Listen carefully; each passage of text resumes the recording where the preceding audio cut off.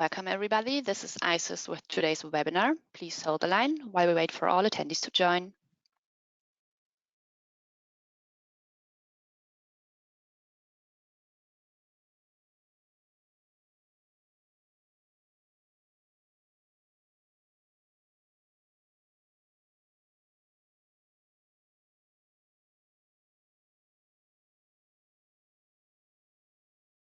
Welcome everybody to today's webinar. Please hold the line and we will begin shortly.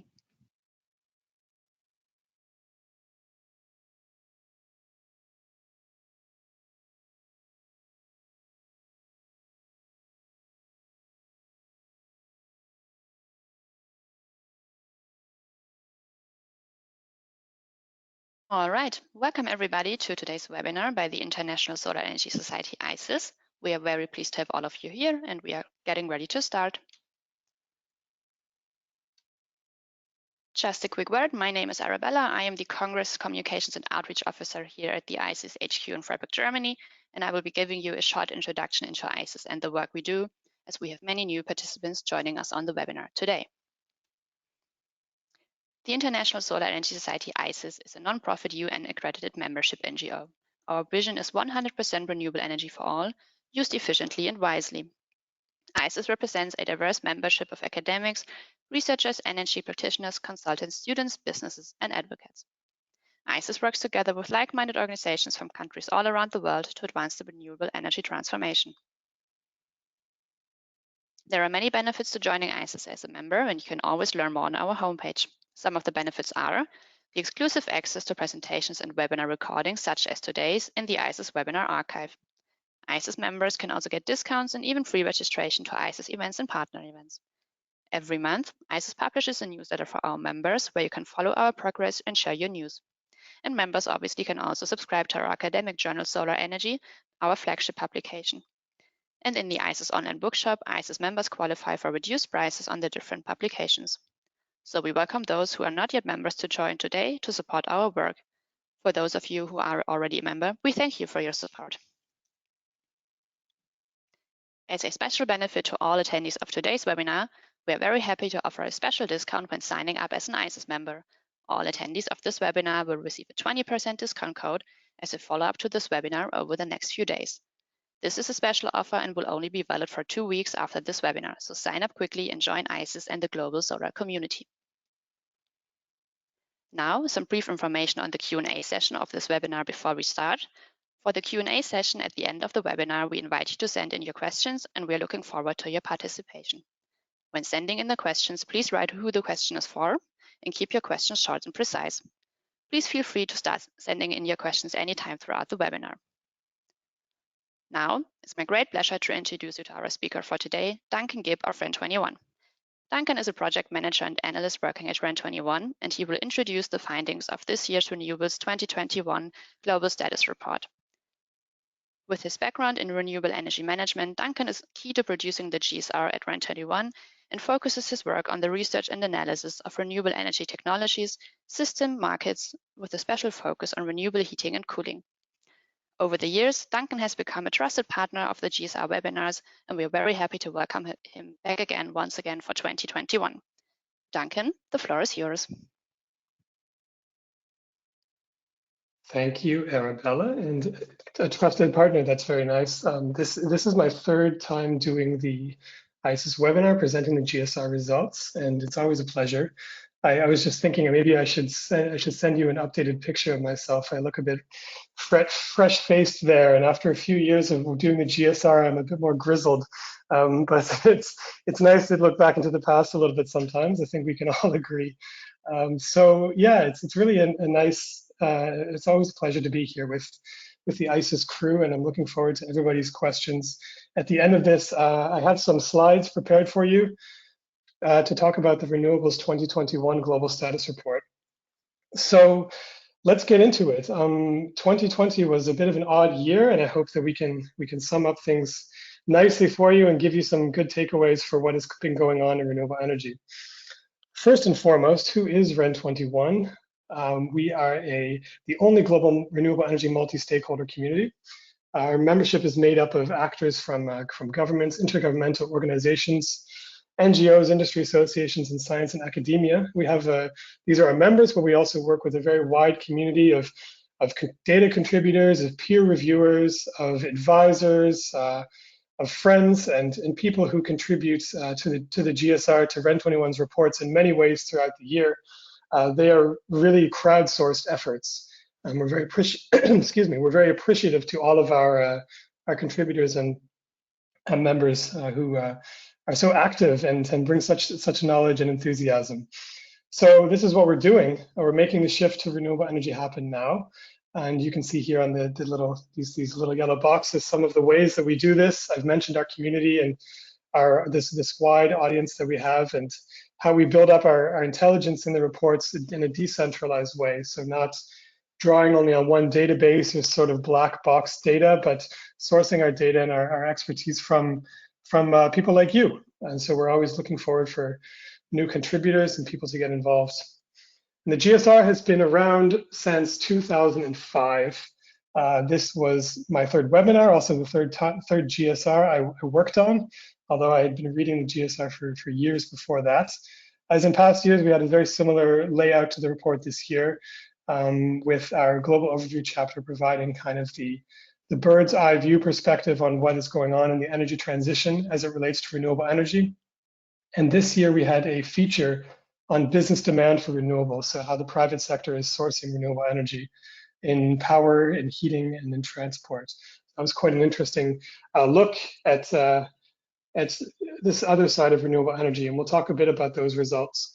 But first, before we get into the real story of what happened, let's just look at some high-level numbers, because I know that many of you are renewable energy geeks like myself, so I'm happy to show you a few of the leading categories. And you can see here, this is what happened in 2020, so new capacity additions, biofuel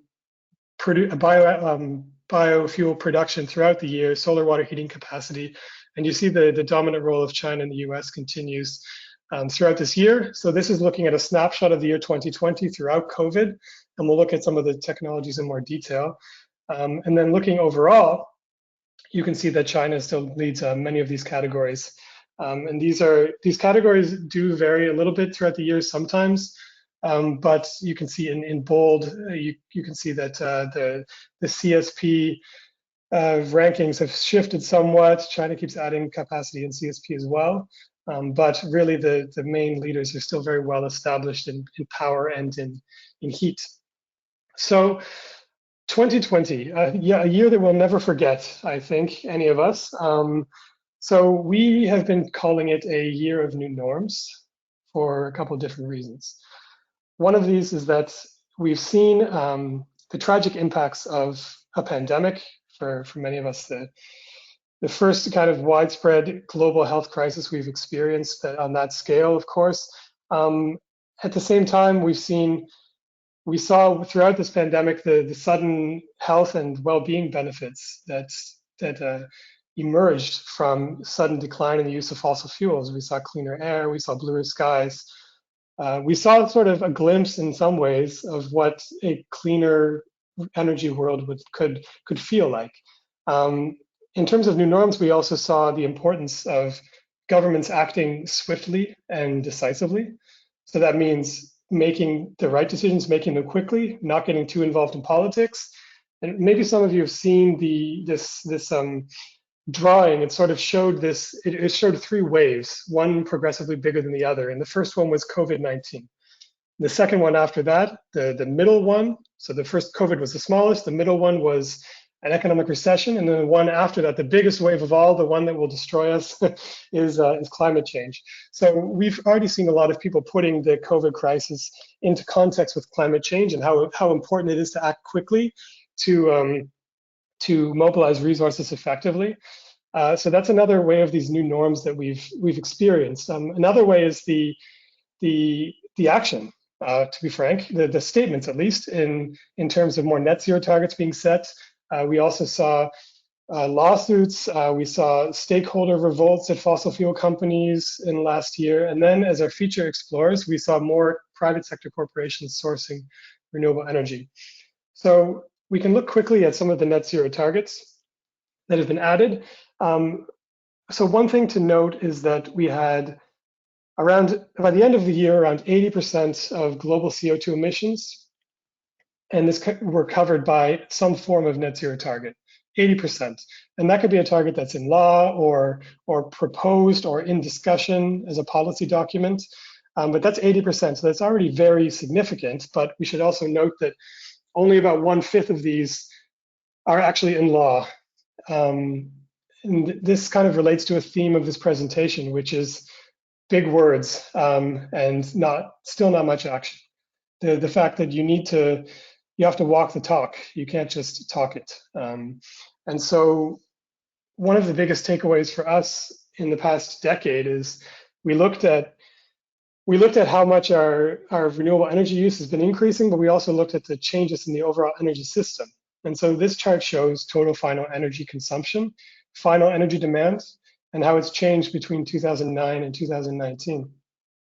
We can see that the share of renewable energy has increased quite a lot. And renewables themselves have been increasing, I think, several percentage points per year in terms of consumption since then. However, we still use a lot of energy, and we're using more energy every year, and we're expected to rebound in energy use in 2021, energy use and emissions. What all this means is that we're so hungry for new energy that we're not actually using as much renewables as we need to. The world is burning more fossil fuels than ever, as you can see written in this yellow box. And this underlines the need for a systemic shift, let's put it that way, and the gap between these ambitions announced in 2020 and the lack of, frankly, progress overall since 2009. So this is a pretty bleak picture. We realized that, and it caught on during the launch. Some of you may have seen it already. Nevertheless, there are bright spots, and it's always important in this unending climate change renewable energy struggle to find these bright spots and to highlight them. So we saw in 2020, despite the impacts of the pandemic, a record by far of renewable capacity being sourced. So more than 250 gigawatts were added in 2020. The total installed capacity of renewable power grew by 10%. This 256 gigawatts was 30% higher than the previous record in 2019. So each year we're adding more and more, and I believe we're on track for a record again this year. I'd have to check those numbers, but stay tuned for GSR 2022. So this is good news, and I know a lot of you are in the solar world, so let's get into some of the solar PV findings and solar findings in general. An absolute blockbuster year for solar PV, 139 gigawatts added. And overall, a lot of countries, more and more countries are sourcing significant amounts of their electricity from solar photovoltaics. So by the end of 2020, at least 15 had at least 5% of their electricity from solar PV. And by the end of 2020, at least 42 countries had a cumulative capacity of 1 gigawatt or more. And this number continues to increase. It's not only the big players anymore. But who are the big players? That's obviously a very relevant question. And you can see the role of China in the EU and the US is still very strong. Japan has been quite strong in the past, but is trailing off a little bit. And India has been continuously in the top rankings for PV, but not as to the level of the other countries mentioned. So as I mentioned previously, worth noting here that the rest of the world continues to take up a bigger and bigger chunk of this capacity added. So now let's look at some of the additions throughout the year. You can see of the, I believe it was 139 added, China made up for a third of that. That's quite significant. The United States, almost 20 gigawatts. And Vietnam is quite an interesting country. They added 11 gigawatts last year, which, believe it or not, is more than many of the countries listed here. One thing to point out here as well is the impact of policy. A lot of the additions added in Vietnam have been a result of an expiring feed-in tariff, which is something that we are continuing to advise against, is having policies that expire and cause these sort of inconsistent market situations where the market isn't stable, you don't have long-term visibility for investors, that type of thing. So solar PV, a blockbuster year, new countries getting in on it, still really being driven by China and the United States, but overall a very, very strong year despite the results of COVID. The solar also delivers a lot of energy on the off-grid space. Nevertheless, off-grid renewables, not only solar PV, suffered during 2020. There was real lack of investment, and overall we saw the sales of off-grid solar systems fall by 22% in 2019. South Asia saw the biggest decline. You can see here of about half, and this is if we're talking about renewables to provide energy access. Solar home systems are a very key technology for that. So having long-term progress in this sector, not kind of being a boom and bust situation, is very important as well. So that's it for solar PV. Let's look at concentrating solar thermal power. Not much. You might notice it's a bit less surprising, I guess, because the CSP projects are very big and require quite large investments. But only one project came online last year, and it was in China.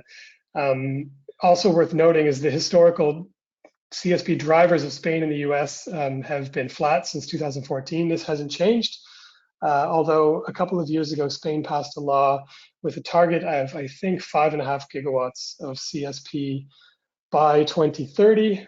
That could be, don't quote me on that one, just remembering it off the top. But that could spur the market there as well, as though I'm not aware of any big projects under development there. And looking further at the CSP sector, we can see that these are more and more systems being built with molten salt storage. So obviously, if you're adding thermal storage to a CSP system, it gives it a number of additional advantages, key performance indicators that allow it to be a dispatchable source of renewable power, improves the turbine efficiency, and can help make the system overall more affordable. And this is the trend that continues. It's more notable in 2018 and 2019 when more projects were brought online. But we've seen since 2014, 22 of the 24 CSP plants completed have included thermal energy storage. Now that we're still in the power sector, but despite this being an ISES webinar, I of course would love to mention a little bit about wind, because wind also had a very strong year last year. 93 gigawatts added, which you can see the white numbers in the chart here. That's far and away higher than any previous year. You can, in the yellow box, it says 45% higher than in 2015. So the overall market grew significantly. We're seeing a lot of this being added onshore, the majority, but offshore is still a very fast, very quickly growing market, and expanding to other locations around the world. So not only in Europe, especially the UK and Germany, and Denmark, but also it's been in Asia, and now it's also expanding to the United States. The Biden administration has declared its intentions and set targets for offshore wind by 2030 as well, on the eastern seaboard, I believe. So this is quite impressive as well. Both these two leading markets for renewable power had incredible years in 2020, despite the impacts of the pandemic. There are some interesting reasons as to why this is the case in the report. It's pandemic specific, but I'd like to touch on a reason that's not pandemic specific, because it's one that has more, let's say, long-standing implications, and that's cost. This chart is quite shocking because you just see how incredibly quickly and far the levelized cost of solar and wind have fallen in the past 10 years. It's really amazing, this effect. And this has been a huge driver in the markets. Of course, policy, and as I mentioned, long-term policy and incentives and getting regulatory environments correct is still incredibly important to the development of markets. But cost, I mean, if you're a project developer now, if you're a government interested in improving, it's increasing its electricity supply or electrifying, let's say, its heat and its transport, more on that later, then you can't look away from this. It's glaring you right in the face. And renewable electricity is some of the solar is the cheapest, is the lowest cost electricity in history. Even the IEA has said that. So I personally expect 2020 to be a absolute game changer based on cost alone. I think policies still play an important role for getting the markets correct in the short and medium term, but this is really an undeniable force to be reckoned with, these cost declines. And who is getting interested in this? Well, the private sector. So these are the power purchase agreements that were signed by corporations in the last 6 years. And this is growing quite quickly. We've seen a lot of corporations that have joined RE100, which is an initiative to pledge to source 100% of your electricity from renewable energy by a certain date. I think they have more than 300 global corporations that have joined them now.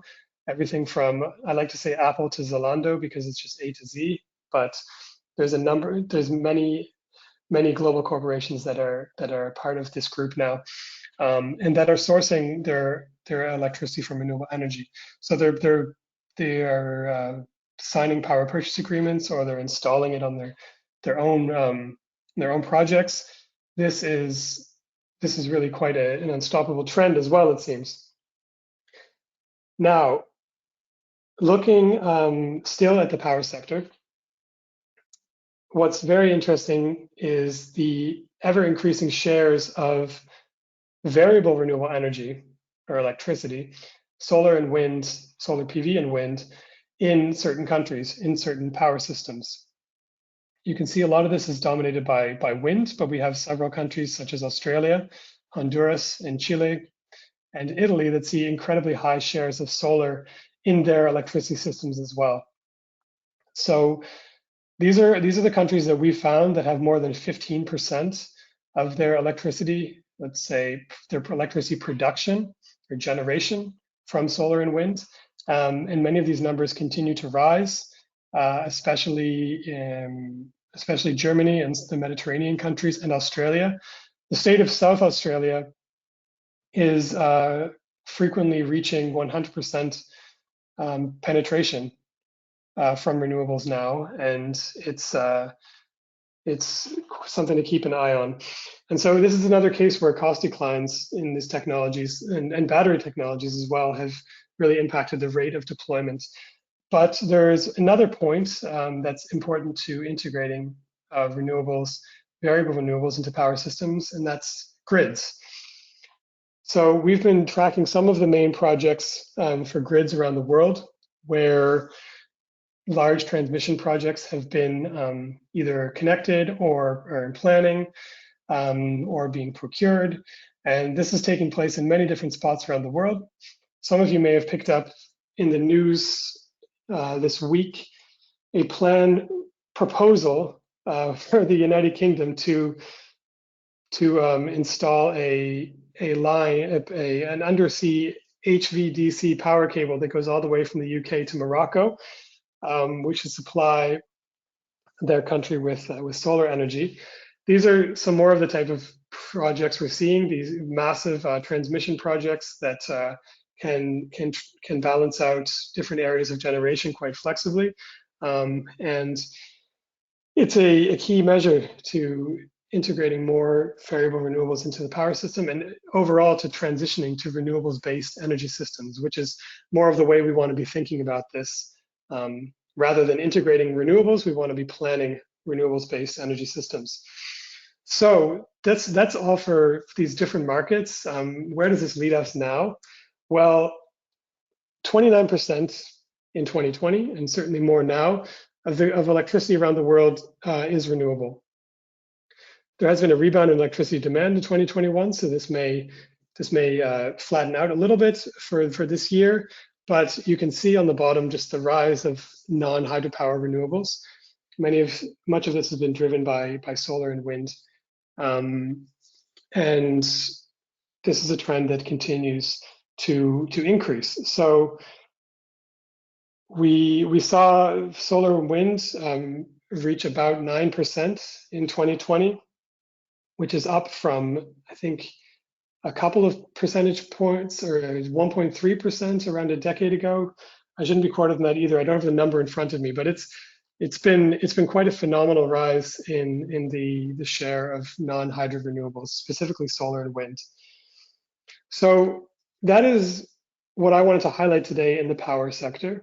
It is a lot of good news, and as usual in a REN21 presentation, it's time to get to the bad news and the places where we need to be doing better. Many of you may have seen this figure before. This is where we point out that a lot of the energy we use is not actually electricity. So there is some electricity being used in the transport sector and the heating and cooling sectors. But overall, these two end uses, heating and cooling and transport, use more than 80% of the energy we use today.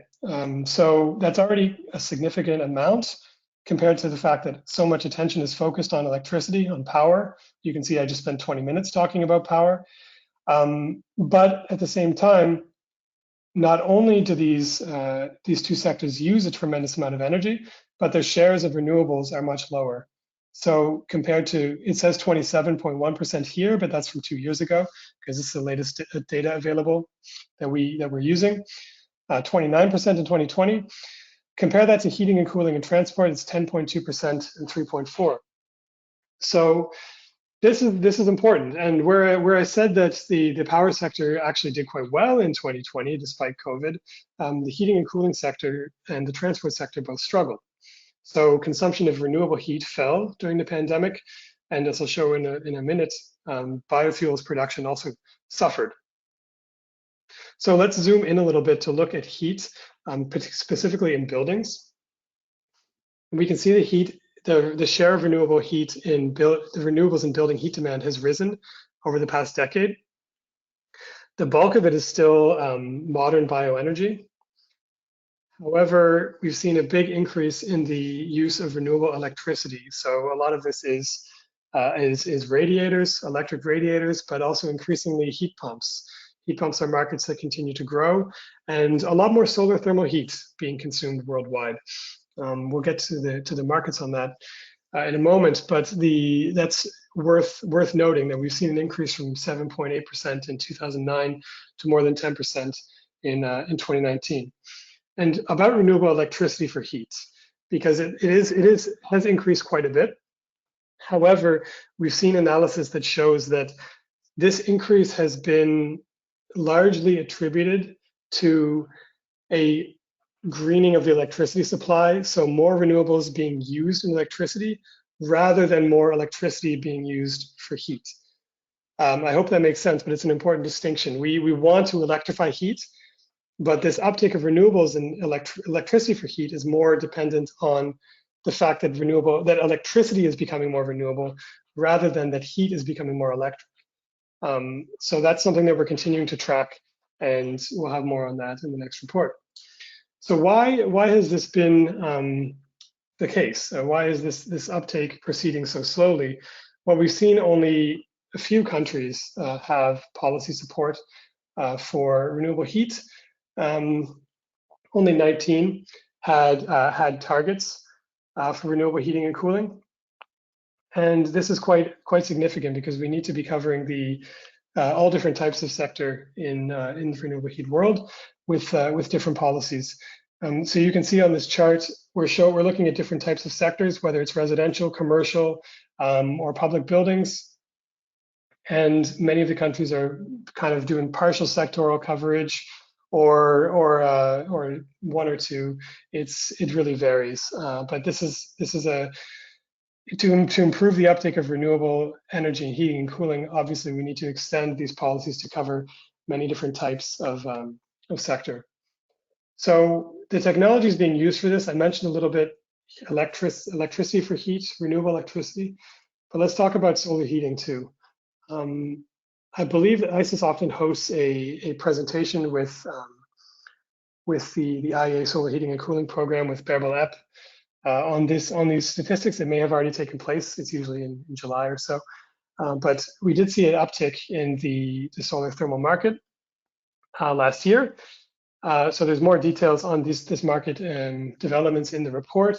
But what's worth noting here on these statistics is that the top 20 markets, top 20 countries for solar heating and cooling still make up the vast majority of the overall market. So we're talking about 96% of global additions in 2020 from these countries you see here. And China itself, there's a reason that we have this graph on two different scales, or it's sort of a cutout. The second part is a bit of a cutout. It's because China is very dominant here as a market. So as in solar PV, as in wind, the impact of China on these market developments cannot really be understated. However, the rebound of the solar heating and cooling markets in 2020 is something to be celebrated. And something else of note is the proliferation of solar district heating and cooling. In the year 2020 was a bright period, let's say, for solar district heating in Brazil, China, and Turkey. We've seen the total number of systems worldwide increased to 471 in 2020 compared to 419 in 2010. And that reaches a global cumulative capacity of 1.8 gigawatts thermal. So a lot of this has been taking place in Europe in the past, but Brazil, China, and Turkey have been countries that are starting to increase this brown shaded area you see at the top, the collector area being added outside of Europe. So it's always an encouraging sign to see these things spreading to markets around the world. Now, that sums it up for the heating sector. Let's talk a little bit about transport. Biofuels is still far and away the leading renewable energy technology in the transport sector. Of the, what was it, 1.4% renewable energy share in transport, biofuels makes up 1% of that, or the total 1% of the 1.3%. So let's say, or 1.1%. So let's say over 80% of it. The renewable electricity share is small in comparison. Despite that fact, we still don't see a large uptake of biofuel policies around the world, especially in advanced biofuels. And as I mentioned, in 2020, the biofuels production suffered. It fell throughout the year as facilities were shut down, as production was interrupted, worker shortages, and closures throughout COVID. Nevertheless, since 2010, excuse me, there has been a 4.1% annual increase of biofuels each year. Right, so this is taking up, this is mainly, it covers the 3 different types of biofuels you can see here. And country-wise, whereas we've seen the United States having the lion's share of biofuel production, followed by Brazil, which is about 1/3 of the global share, and then Indonesia, Germany, and China comes in after that. So these are the countries to keep an eye on. Also in transport, I sort of hinted at this already, but the growth of electric vehicles has been something quite remarkable. You can see that this is the annual sales. So it has increased quite significantly in the past several years. Each year, the sales are increasing. So especially in Germany and in Europe, in the rest of Europe, I should say. Let's say in Europe as a whole, the sales have been increasing, and Chinese sales have been relatively flat, but still very consistent. Now, what's interesting to look at here for EVs is the total market share of vehicles. So we may have seen last year that new car sales fell, but EV sales did not. And so in Norway, almost 3 out of every 4 cars sold in 2020 was an electric vehicle. In Sweden, it was about a third. And then you can continue going down the chart and see how many of each, what the market share in each country was that we've shown here, and then compare that to the previous year. So overall in the world, a 4.6% market share was increased, which was a record high, and that is up from about 2.5% in 2019. So electric vehicles are on the rise. That cannot be understated. However, we have referred to electric vehicles in the past in the report as an enabling technology. And this is because not necessarily is an electric vehicle powered by renewable electricity.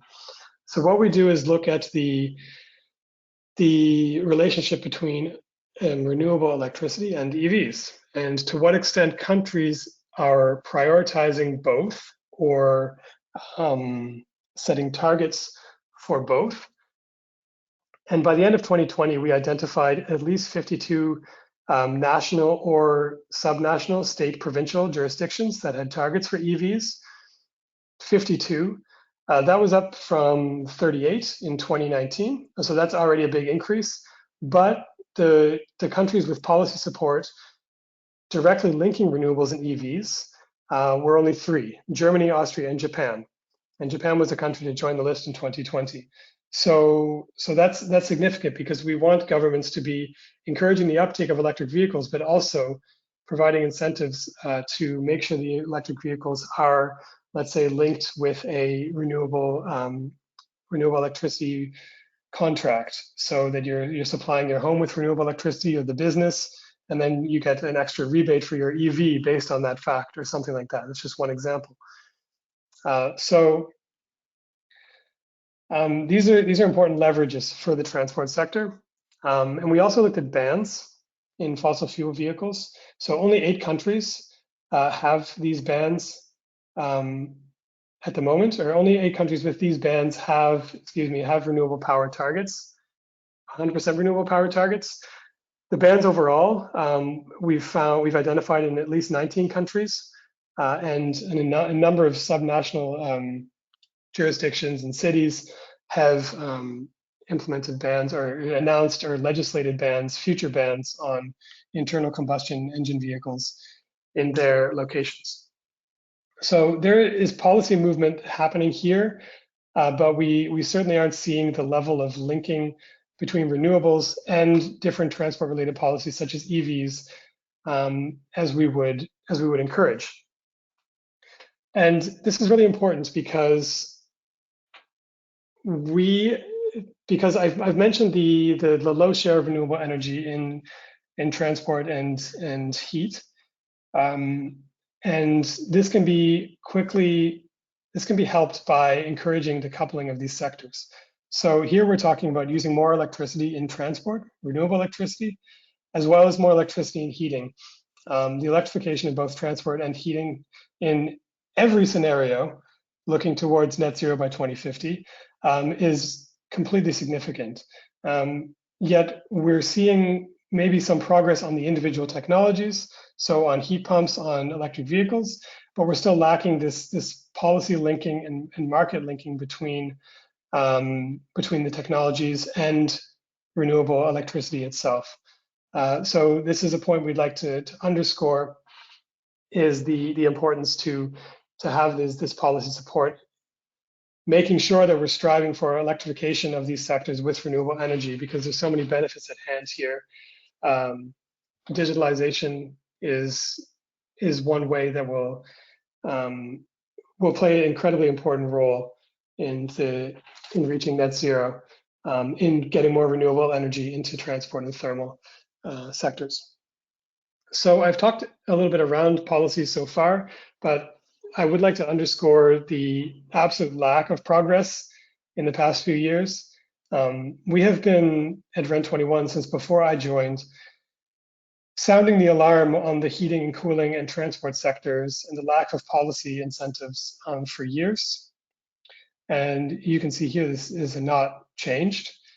So for the very first time in 2020, the number of countries with renewable energy policies didn't increase. And the heating, cooling, and transport sectors continue to lag far behind the power sector. The total number of countries' policies for transport plateaued.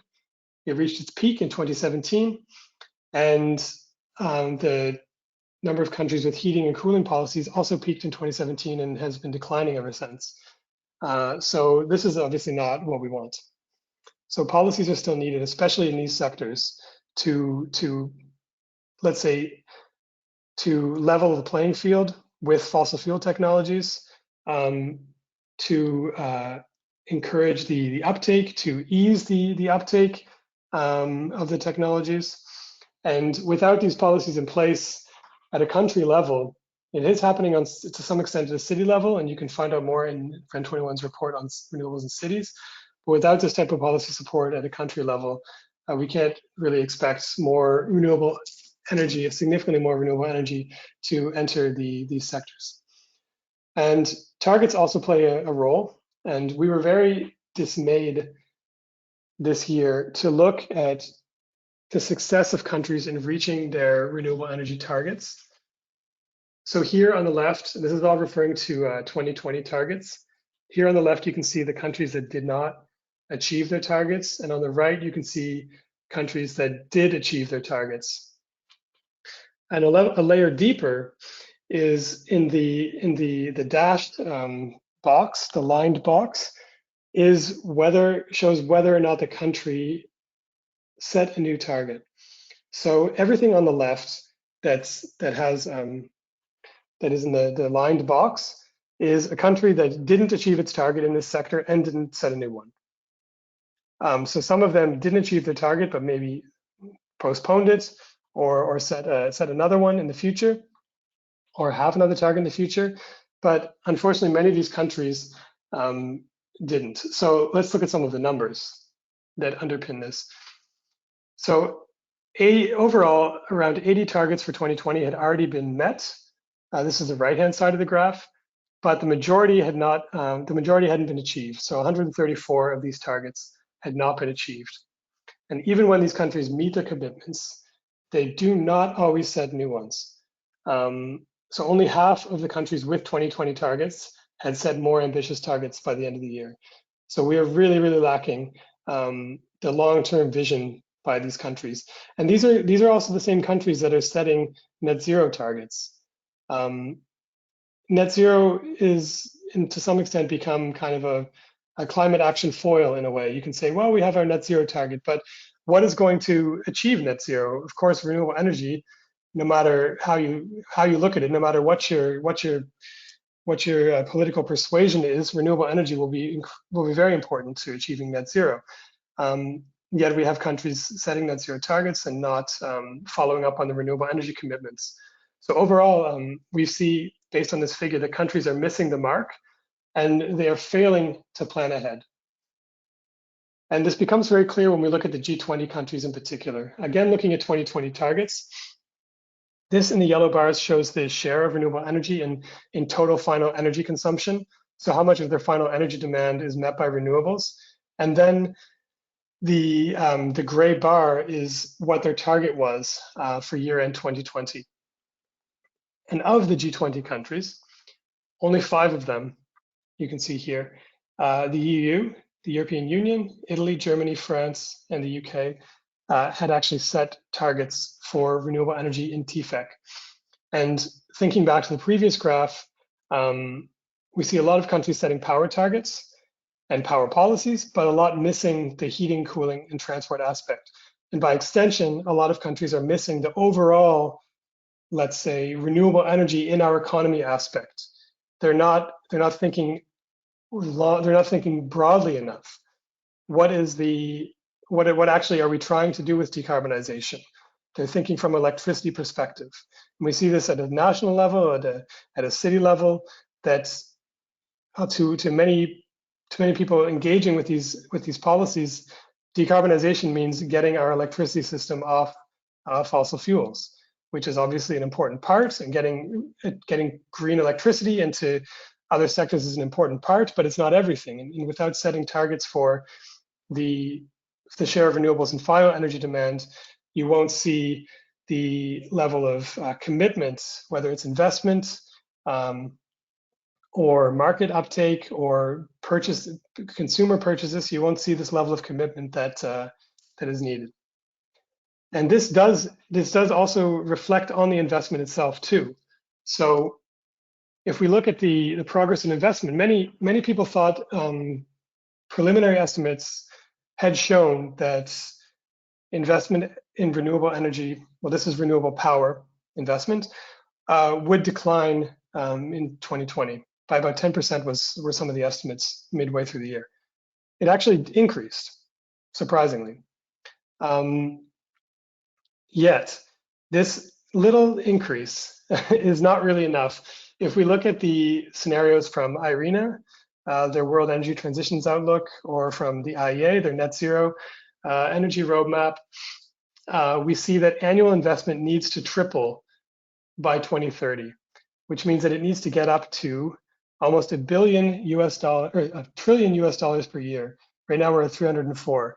So it needs to not increase by 2% every year, but by 20% in order to reach that, in order to triple by 2030, annual investment. So it looks like a bit of a bright spot, but we're unfortunately well off the mark.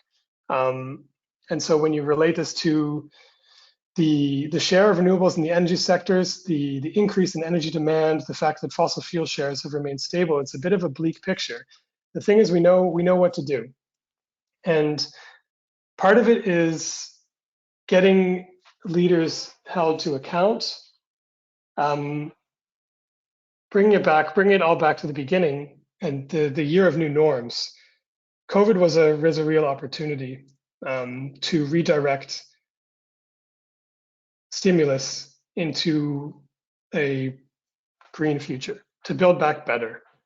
This is a phrase I'm sure many of us heard.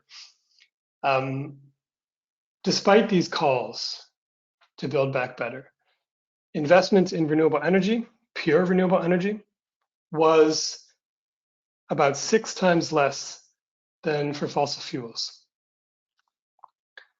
Only 7% was of the spending that was identified by the Energy Policy Tracker.org, the colleagues at IISD. Only 7% went into renewable energy. Some of it went into enabling technologies and energy efficiency. So a lot of that is EVs or building retrofits, things like that, which is, not to turn up our noses at these investments, they're needed. Some of it was other, which is, let's say, hydrogen from unspecified sources, or nuclear or first generation biofuels. But what actually went into renewable energy itself was only 7% compared to fossil fuels. And the people making these recovery package choices are the same ones that are making net zero commitments. It's twisted. We live in a funhouse, a world full of funhouse mirrors, where you can say one thing and make a policy commitment and not make a midterm plan, and then at the same time you can spend a lot of money on exactly the type of investments that we're going to keep the status quo. So a bit of a bleak picture. Let's try to keep ourselves motivated by some of the positive developments, the amazing progress in solar and wind that we continue to see worldwide. But overall, we're really not seeing the structural shift from fossil fuels to renewables that is required. And so this doesn't mean moderately increasing the share from renewable energy from one year to the next. It doesn't mean gradually lowering the contribution of fossil fuels over 10 years or not. What it means is transitioning from fossil fuels to a renewable energy-based system in all societal and economic activities, starting from today. One thing that I'm convinced of is that we have the tools needed to reach significantly higher shares of renewable energy. The tools that we need are the targets, are the policies and investment. We know what they are. We know what they look like. We know their shape. We have many of the technologies that are needed to get us a lot of the way.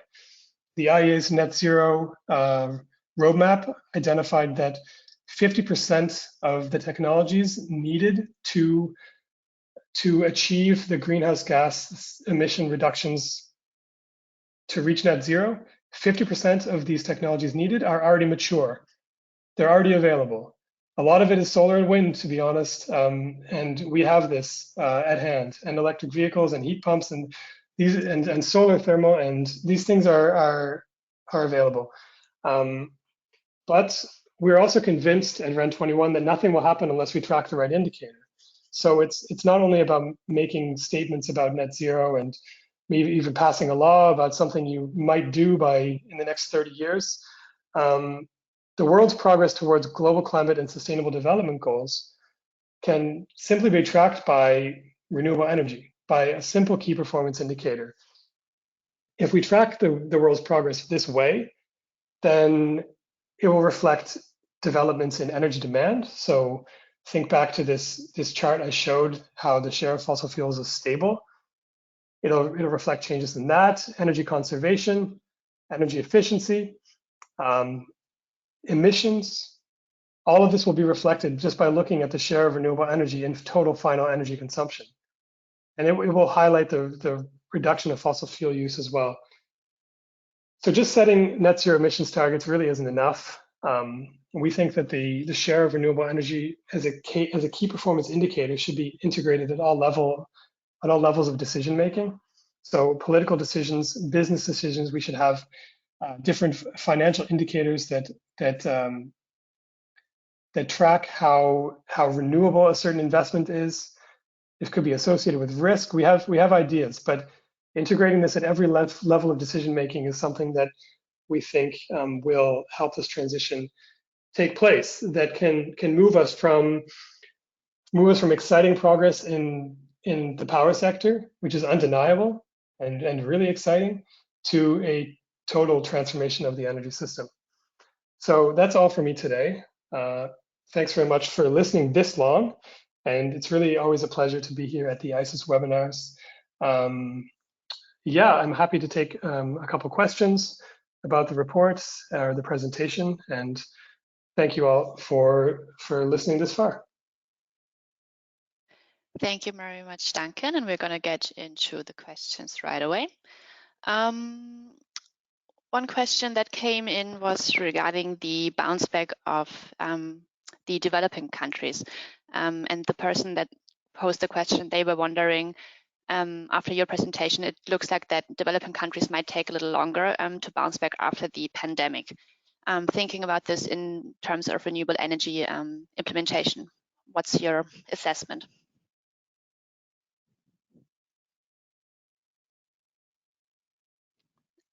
You might need to unmute. I think I muted myself. Yes, so looking at the bounce back of developing countries, you said. Yeah, exactly. After COVID, yeah. So I think one figure I had shown was the share of the markets for off-grid solar sales. This is a very tricky question because where in let's say in developed countries, the industry is often domestic and connected with policymakers and able to navigate this policymaking framework differently. The level of market maturity is different. I should think of, I mean, it depends also how you classify a developing country. Let's think about countries that are still working hard to achieve energy access. Electricity access will focus on that, but also clean cooking access is quite relevant here.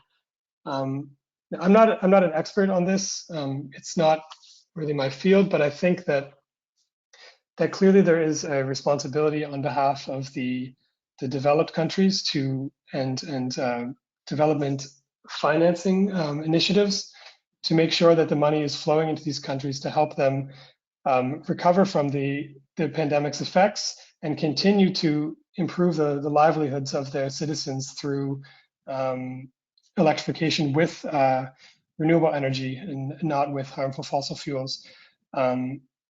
This is I guess it's a tricky question because I'm always very sensitive to the idea of let's say colonialization and the people who think they know better from the developed world going and telling the developing countries what to do and what they think is right for them and everything like that. I think there is experience to be shared there, and there's a responsibility in terms of historic emissions and historic, let's say, past equality or past injustices that can be righted. It's getting a bit off track here, but in terms of these countries actually bouncing back, I think that it's a real concern that the level of investments in the right technologies won't be there. Recently, even as recent as a couple of years ago, I think even in his most recent book, Bill Gates had mentioned the need for developing countries to rely on fossil fuels or their available resources, which is fossil fuels, to develop economically and sustainably or socially.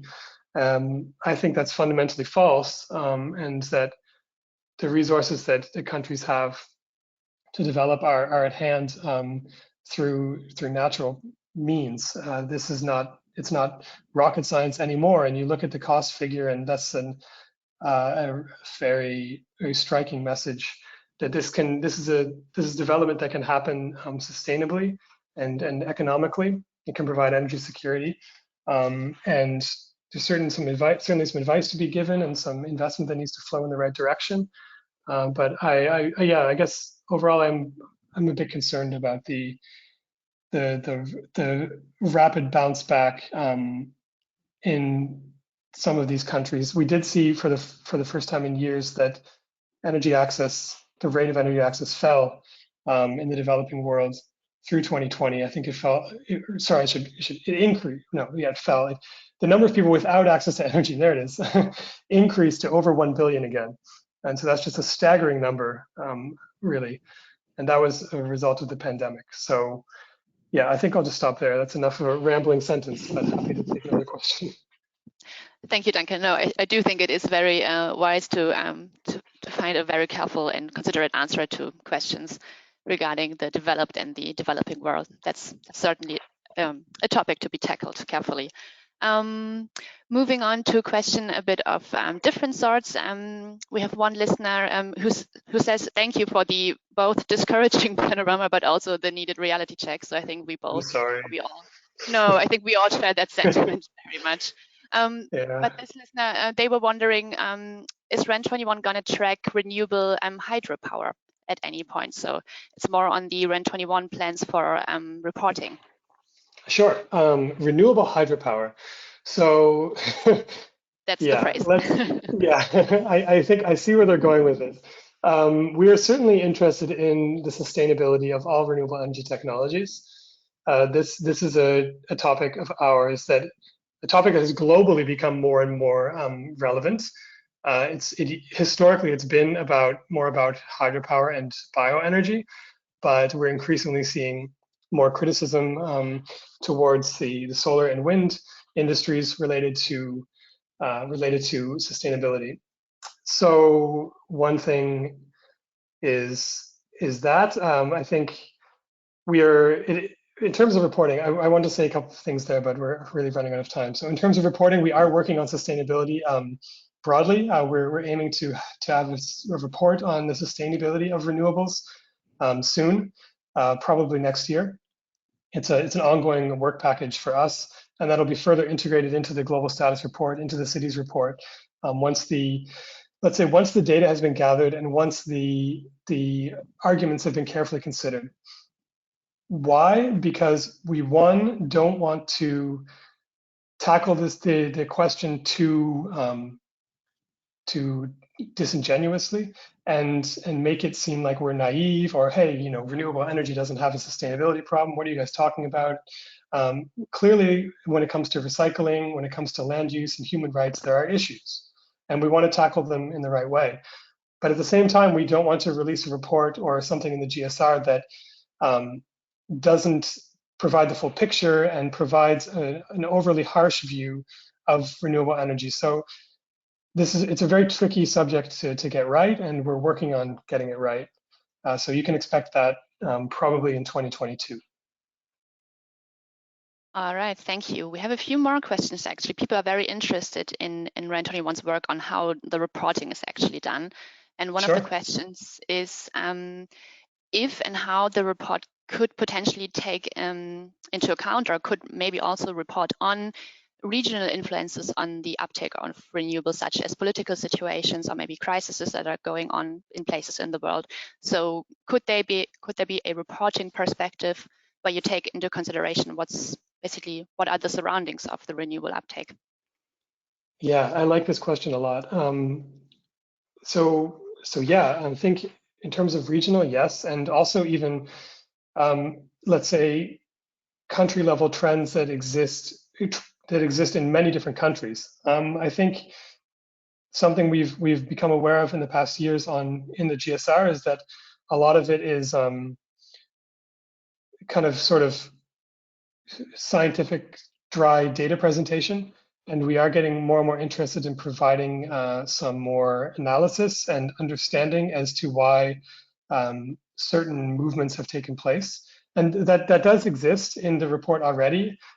For lack of time, we can't really go into the reasons for different things, or but I see your point on the regional element, and I find it really interesting. And I think absolutely there's a space in the report for that to discuss these type of things. One topic that's becoming more and more interesting to us is trade. Um, the impact of trade policies of the World Trade Organization on renewable energy. In 2020, we saw a rise of protectionist policies in different countries, largely because, in the first half of the year, the renewable energy industry, the markets really suffered. And for obvious reasons. I mean, projects were postponed or canceled because there was just no workforce available, and things weren't being shipped. So countries like the United States, and there's more examples in the report, realized that they had already been sort of heading in this direction under Donald Trump, but um, they realized more so that in order to ensure the long-term viability of their industry, they needed to make sure that the more manufacturing was local. So this could be a regional trend as well in a certain place. And another topic that it could have regional implications we're thinking about is energy security. To what extent does renewable energy provide increased energy security or energy sovereignty?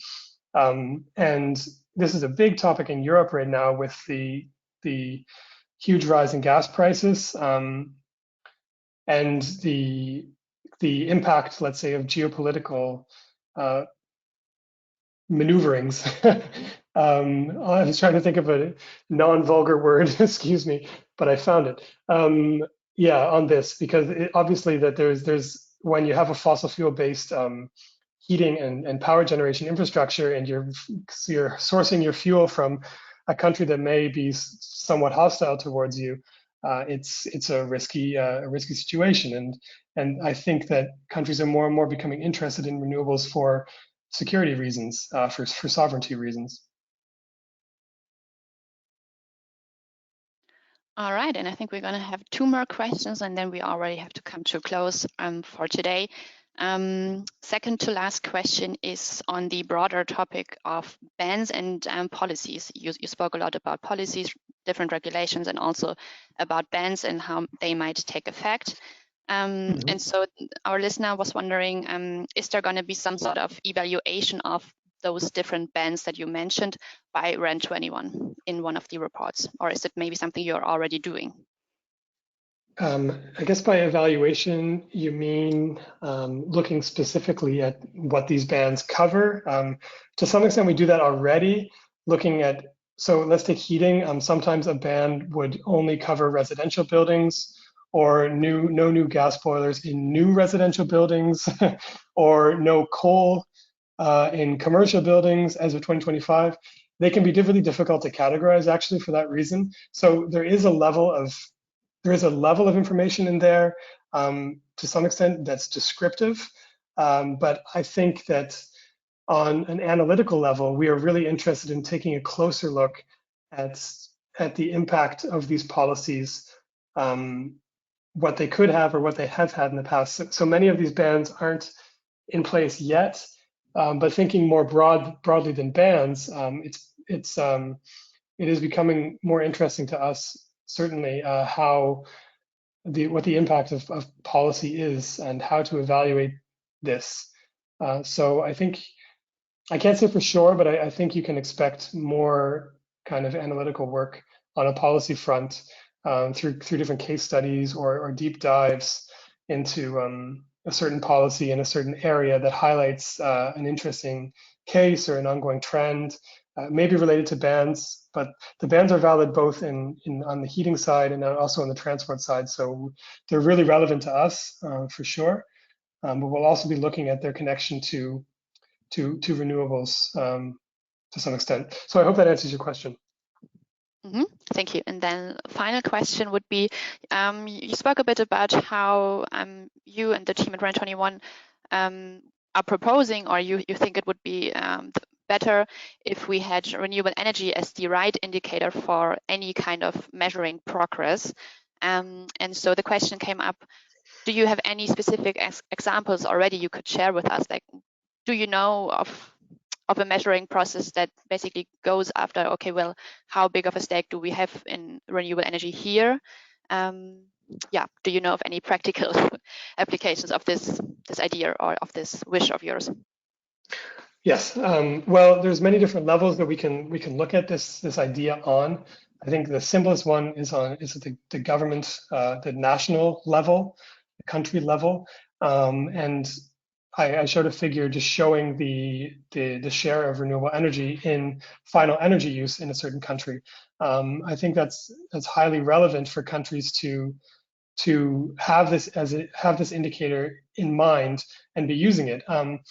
We've made a lot of these total final energy consumption calculations on our own. I think IEA provides them a little bit too, and IRENA may as well. But countries mainly aren't looking at this. I should say outside of the European Union, because the European Union does do this, and its member states. But outside of this, many countries aren't looking at the share of renewable energy as a sort of energy sector key performance indicator to measure their own progress. Yeah, and then we have many different ideas for how this could be applied. This is kind of a first pulse into the ether as a response to so many net zero targets being announced. And there's an article on our website that shows how vague the concept of net zero is. There's no really internationally accepted definition for it. It's something that's nice to say. It's like, yeah, I don't know. It's like saying I'm going to be super fit in 20 years, but not really describing what super fit is or how you're going to get there. It's almost meaningless to some extent until you put a roadmap into place. But saying what the share of renewable energy is in a country or in a business is actually a measurable and agreeable type of indicator. You can get into the specifics on, someone mentioned renewable hydropower, first generation biofuels, things like that. But you did ask more practical examples. One thing we have discussed within the team is having kind of a renewable energy label. This would be something that REN21 would lead the charge of, but we'd certainly be in favor of it and help brainstorm it with a partner who would want to implement this, sort of like the Energy Star label or something. So for consumers, you buy a product, you see in its production cycle how much of its production was made from renewable energy.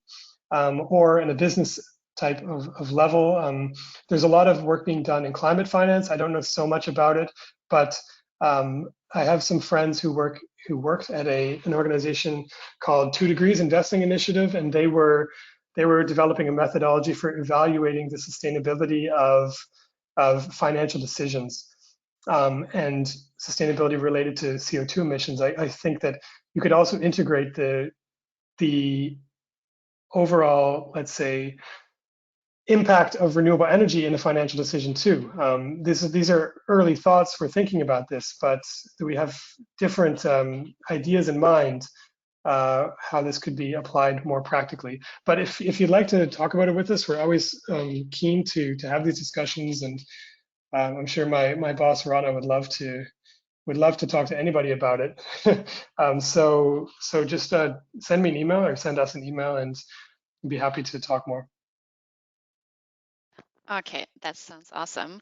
Yeah, and you've been really good in like really giving us like those in-depth answers to all of those questions that have come in. Unfortunately, we have to kind of come to an end with the webinar already. So if maybe I could ask you for a few final words. What's been 2020, 21 been like Mm, for the GSR? yeah. What are we looking forward to? Is there something to look forward Yeah. to? What are we looking forward to? I think so. I know someone mentioned in their question too that it's a bit, they may have used the word discouraging or depressing. I forget what it was, but it certainly is. I mean, when you look at the big picture, um, and when you see the fact that we expect emissions to bounce back, energy demand to bounce back, it's there's a lot of reasons to be discouraged, but there really are some bright spots, and I see like a path that is there for the taking, and more each year. Um, I find that renewable energy is becoming the more logical choice. Look at cost. Look at how we are electrifying. Um, it's happening, you know. And I think that the 2020s until 2030 could be an absolutely transformative decade. Um, but we still need people like Greta Thunberg and everybody from Fridays for Future, and all these other great organizations that are putting the heat on the politicians, filing lawsuits, protesting. We need this to happen so that the politicians feel the pressure, so they don't just set net zero targets, but they set midterm targets so that they make sure they're maximizing the deployment of renewables, that they're renovating their buildings, they're getting solar thermal systems on the buildings and heat pumps. And um, we have I haven't talked about hydrogen much today. I tend not to pay too much attention to it, just because I find that it's part of the solution, but we have so much low hanging fruit still, and we're like pushing at our decision makers' arms to try to get them to reach up and pluck it. And we just need to keep pushing, because it's there and it's becoming inevitable, I think. But I think without a lot of our voices um, doing this encouraging, they will continue with the status quo. It takes a lot of energy to turn a massive ship, and we are a massive ship, the energy system, and we're trying to turn it. But the role of citizens and this is hugely important. So anybody listening to this, really encourage you to figure out how to put your voice to good use. And yeah, because we need it. All right. Thank you very much for those final words. And I think we are all already looking forward to next year's report, hoping for maybe a few better news. I think with that, we're going to close for today. Just a few more quick infos for everybody that's on the line still with us. And of course, Duncan, before I go rambling on, thank you a lot for coming on and for presenting. It's always a pleasure. Yeah, It's always thank you very very much much. Thank you appreciated. everybody for the questions too, and for if you're still here, then that's impressive. So thanks for sticking around. And yeah, we'll see you next time. Thank you, Duncan. Right, so as I mentioned, a few last points before we close. This webinar has been recorded, and I know most of you are already kind of looking for the recording. The recording is going to take a few days to get edited, and then we're going to put it up on the ISES homepage, so you can always find it there. For our ISES members, you will also find it in your ISES webinar archive together with the presentation that has been given. So you can really go for like a deep dive back into it. So those resources are coming your way. And then one more quite important announcement, I dare say. As many of you will know already, ISES is having our Solar World Congress 2021 this year in October. It's the last week of October, 25th to 29th. And we are going to have it virtually, fully virtually this year. And yeah, registration is open for that. Registration will be open up until the start of the conference, so there's time to register still. And we're looking forward to meeting many of you there. So definitely go check it out. The website is swc2021.org. And for any questions, obviously, you can always send us an email also. So yeah, looking forward to that. And with that, I think I'd like to close for today. There's a little survey that's going to be launched right after the webinar. You're going to see it on your screen. And we do really very much appreciate your feedback if you have some, if you want to share it with us. And you can thereby really help us improve still on this webinar or on these webinars. And you can also follow and find ISES on all the social media channels. So yeah, we are really looking forward to connecting with you. And then that's it for today. Thank you everybody for attending, for joining. Thank you very much for all the questions that came in. And thank you again to Duncan. And yeah, latest until next year's GSR report. Bye everybody.